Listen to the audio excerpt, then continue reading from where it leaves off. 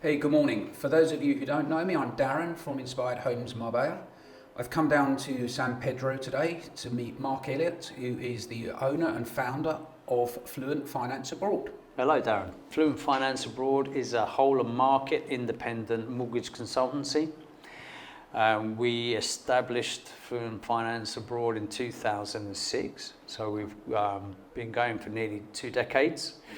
And our main focus is to have access to as many different lending solutions. So we have a whole network of different lenders, and to understand the market conditions to help our clients make the right choices and make the right decisions when looking at investing in Spanish property and using a Spanish mortgage to do so as leverage. Okay. Fluent Finance Abroad is fully regulated by the Bank of Spain. Regulation came in 2019, and we were one of the first companies to embrace that and to get the license from the Bank of Spain. Every person that works in our business, there's 16 of us, has an internal requirement to actually pass the regulatory exam, so every single person that operates here is fully qualified as well. Okay, on to mortgages stroke financing. How are the banks lending at the moment? Yeah, luckily the banks are lending, and Spanish banks are very open to lend and have always been very open to lend to obviously residents of Spain, tax residents of Spain, but also they've been very open to lend to non-residents as well, which is our core business. So we're very lucky, and Spanish banks are very open to do that still. Oh, that's great news. So if I had a client in the UK, or for anybody watching, what sort of paperwork or legal requirements do they need to start a mortgage process? To obtain a mortgage in Spain, it's the actual process, the physical process is very similar to what you would experience in your own country. If you wanted to get a mortgage, then any Spanish bank would want to see do their due diligence on you, and they would ask for documents to do that. So your ID, proof of who you are, proof of where you live. They would want to see about your income. So if you're self-employed, they would ask for tax returns. If you're employed, they'd have the pay slips or the stuff that you would generate. And typically, how far would they go back in terms of income? Yeah, as far back as 3 years they can go. If you have set up a business recently, which a lot of our clients do, then ideally we would like to see at least 2 years, but if it's a little bit less than that, then we'd need to assess that in more detail. But yeah, okay. Generally 2 or 3 years is generally fine. What sort of loan to value can clients expect to receive? For non-residents, the maximum mortgage really that you can obtain is 70%. Now remember, that is the maximum, that is the ceiling.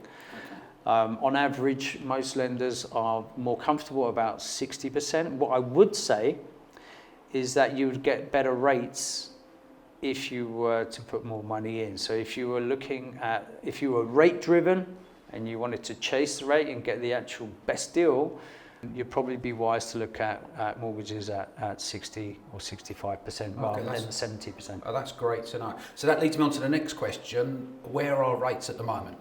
Can you have some examples of anything you've done recently? Yeah, sure. So we're in March 2024. So last month we had a pretty good month. We've noticed that rates in general, the upward pressure is coming down.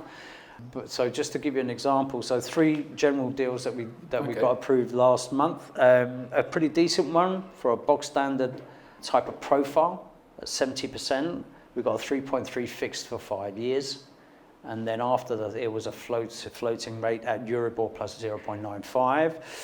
We also got a very nice deal as well at fixed for 2 years at 2.5, which is pretty good. Yeah. But at the star of the show last month was a 25-year fixed for non-resident at 2.85, which, considering Euribor at the moment is at 3.73, that's an incredible rate and very interesting for our non-resident mortgage clients. Yeah, that's phenomenal, Mark. So I think the main takeaway message from this meeting is that the banks are still lending. There's plenty of liquidity in the market, and rates are super competitive at the moment, probably compared to UK, US, and other areas Yeah, definitely. Of Europe. So Yeah, I it's mean, fantastic. the Spanish banks are very competitive between themselves, so they're very hungry for this type of business. It's good business for them.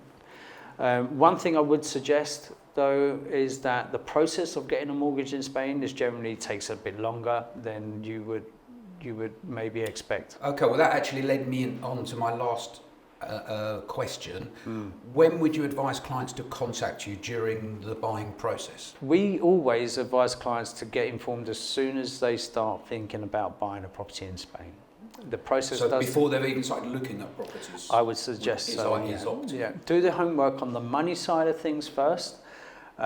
Get a really good idea as to how long it's going to take, what would be the requirements, how much it would cost to set up and everything else. And if you want to, it makes a lot of sense to actually get an official agreement in principle before you start making offers, because it does take a long time to get formal agreement in principles from Spanish banks. So ideally, try and get the mortgage work done first, rather than having the pressure of finding a property and then trying to fit the finance in the short space of time. That's good to know. So typically, how long would an approval in principle last? The actual physical mortgage agreement in principle, subject to survey, can be between 7 working days, which is quite quick, but the hard bit is getting all the documentation together. But in general, you're looking at about 2 to 3 weeks before you get a number of different offers. So you have the luxury of choosing. And then once we have the approval, Yeah. how long is that valid for, though? How long do the clients get to find a property? Generally 2 to 3 months. Okay, so plenty of time to Plenty make of an time. offer if they're looking simultaneously, working both things together. Exactly. Yeah. Yeah. Excellent. Well, look, thank you very much for your time, Mark. I hope we've answered all your questions. And please, if you need any more information, see the links below. Thank you very much, Mark. Thanks, Darren. Pleasure.